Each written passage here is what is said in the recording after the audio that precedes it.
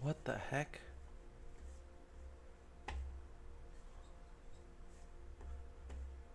What the hell's my stream shit?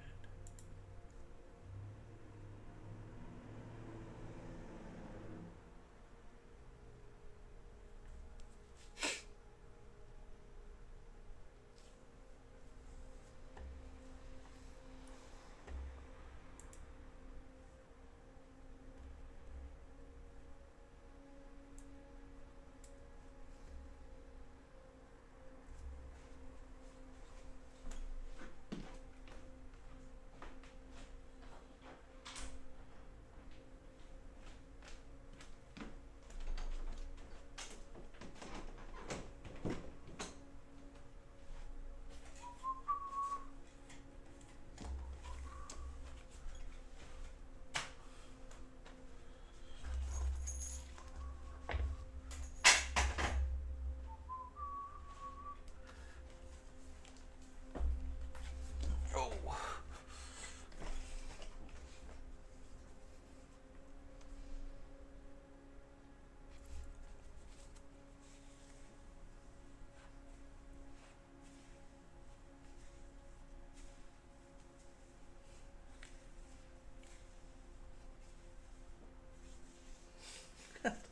God damn it.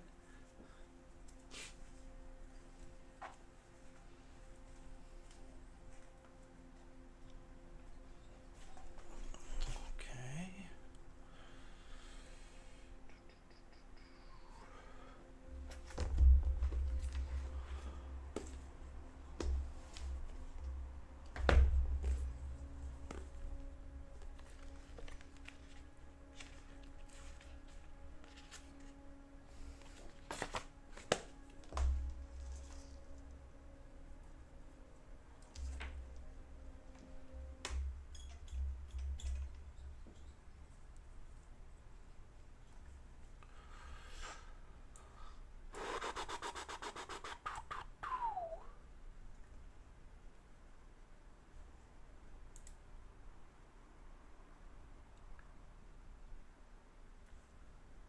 $6,800.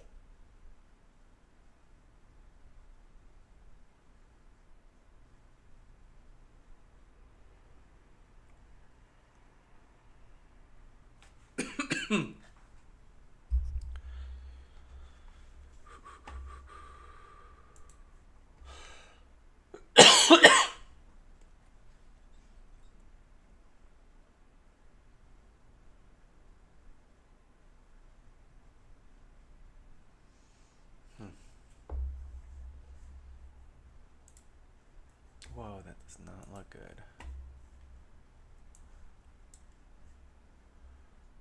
Actually, doesn't look too bad.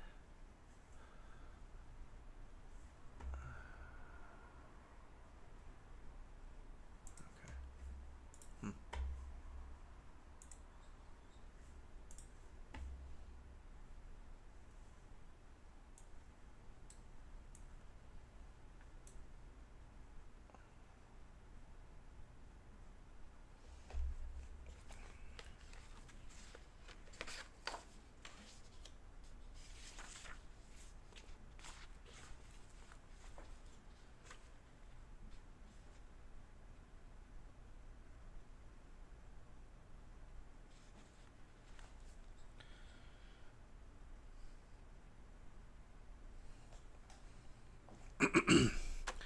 Sun, the gentle, the penetrating, wind, Only consistently firm, yet gentle, inner thoughts penetrate to others with good effect. The gentle penetrating refers to the way the sage's thought penetrates to us and to the way our thoughts penetrate to others. It describes an influence on others that is unconscious and automatic. This influence occurs through maintaining a ceaselessly correct inner attitude in which we are balanced, detached, innocent, and independent through all the changing events. Sun, the trigram of the second daughter, represents wind that penetrates cracks in buildings, and wood as roots that penetrate soil. Through their ceaseless but gentle energy, the wind and roots penetrate the most obdurate objects. Just as roots penetrate the cracks of boulders and break them apart, the influence of the sage penetrates our subconscious until one day, in a flash of insight, we understand with amazing clarity. This is the step-by-step enlightenment by which spiritual mysteries are penetrated as we progress along our path.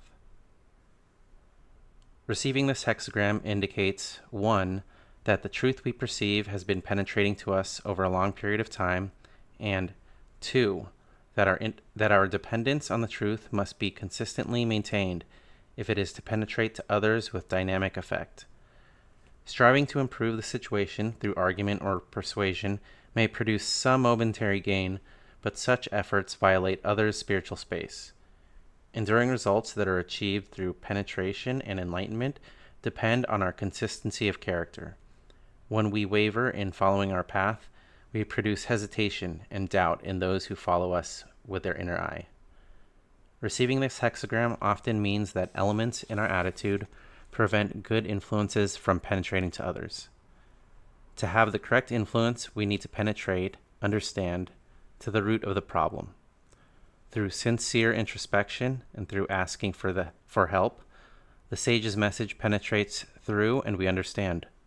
Because this hexagram is concerned with self-correction, we often receive it together with work on what has been spoiled, Hex 18. The self-correction most often needed is to cease striving to influence. Because striving is based on inner doubt, it negates any influence we might have. Our doubt further inhibits others' ability to find their way and prevents the higher power from intervening in the situation. To empower truth and engage the creative force, we need to keep firm in what we perceive as correct and turn the matter over to the cosmos. Then we disengage from it and allow to happen what will happen. In penetrating to the root of the problem, we need to ask why we contrive or defend ourselves. Why do we revert to old habits of worrying and trying to make things happen? In examining the situation, we often find that someone or something has threatened our inner independence.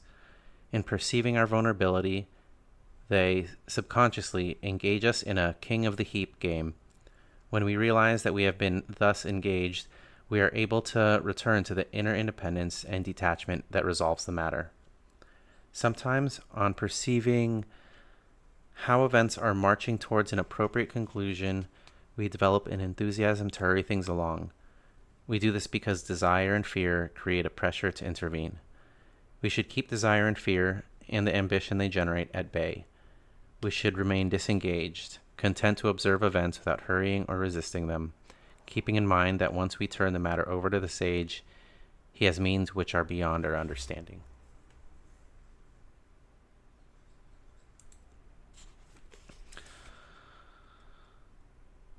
We should also cease reacting to shock. We need to bend like the bamboo, without becoming bent or broken through rigid resistance to the situation. Through non-resistance, the wind passes and we return to the upright. We need to ask why we keep reacting after the shock has passed. Do we like clinging to negative possibilities? Do we find solace in distrusting the cosmos? Are we tired of persevering and being tested or impatient to enjoy the rewards of our discipline? Who is the one demanding the reward? Who seeks the comfort imagined at the end of the journey? Who hates our helpless dependence on the unknown? The root of impatience may be the fear that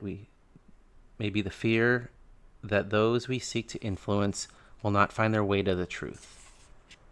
We do not want to give them the time or space they need because that means we must wait. Our ego may also insinuate that in the end our efforts will come to nothing and we will be cheated out of happiness because history or literature or experience has proven time and again the course of true love never did run smooth, or life is meant to be nothing but suffering, or is a paradox, or only a dream and does not exist at all, or some other idea that supports our negative mood. We sometimes listen to these ideas in a fit of pique and selfishness, forgetting the myriad miracles we have experienced regarding the power of truth. Just as a modest, humble acceptance of being helpless leads to the inner independence that correctly influences others, a negative resistance to fate in which we close our minds regarding others has a destructive effect on our situation. We need to remember that when we insist on what is correct during times of challenge and wait for others to go through the learning experience, giving them the space they need to find themselves, the boulders of entrenched evil and hardness will be broken by the penetrating power of truth. We also need to reassure our anxious inferiors that in the end everything will work out better than we could have expected. First line, the perseverance of the warrior furthers. This means we must be resolute against the encroaching inferior element. Usually this element is mistrust. Mistrust causes us to erect defensive barriers against what others might or might not do. We should withdraw from any frontal assault aimed at resolving our problems, or any defense of self. When others approach aggressively, we should keep disengaged, retreating from any impulse to join in conflict. Second line, penetration under the bed. This means we should search our heart and mind for hidden enemies such as self-pity, pride, a structured view of what should happen, or any inner complaint that might be causing resistance in others. The presence of hard, arrogant, soft, self-indulgent, self-pitying, or complaining feelings obstructs progress and endangers perseverance. Priests and magicians refer to the almost magical help that comes when we sincerely seek to find and free ourselves from these elements. Sometimes we need only ask the sage for help. Third line, repeated penetration, humiliation. On discovering the harmful element, we are counseled to be resolute against it. The harmful element may be an inner conflict. For example, we may have settled into an involved inner quarrel about why things work the way they do, why we put through difficulties, whether life is real, or a bad joke perpetrated by a hostile cosmos. Through inner conflict, we relapse into negativism. We allow our ego to take over through its flattery that the only reality is ourselves, and therefore it is up to us to make everything happen. In wrestling with events, we attempt to overturn them. In the end, however, we only throw ourselves away. The moment we consciously touch on the inner problem, we may be unwilling to recognize it as meaningful because it seems to be so minute a defect. However, we must not underestimate its importance since it keeps us unbalanced and in a state of conflict, and it harms our good work. Fourth line, during the hunt, 3 kinds of game are caught. In finding and being resolute against evil in ourselves, we also solve all the problems facing us at the moment. It is part of the economy by which the sage teaches to show us how one fear can produce seemingly unrelated problems, here described as 3 kinds of game. Fifth line, no beginning but an end. Before the new can begin, the old must come to an end. If relationships are to be mended, they must first be freed of the destructive and decadent elements to which we cling. Having perceived these elements, we can now let them go, but we must remain on guard against their return. Such a return is probable simply because the attitudes are well established.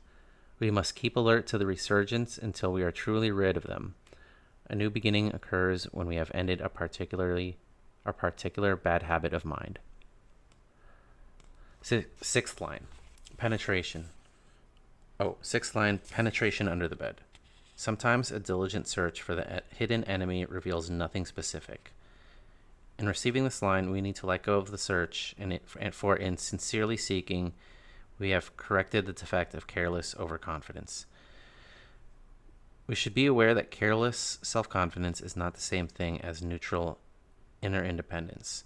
Self-confidence returns us to old habits of mind, as when we dismissed the help of the sage as nothing and intervened in matters as if the effect of time and the power of good did not exist.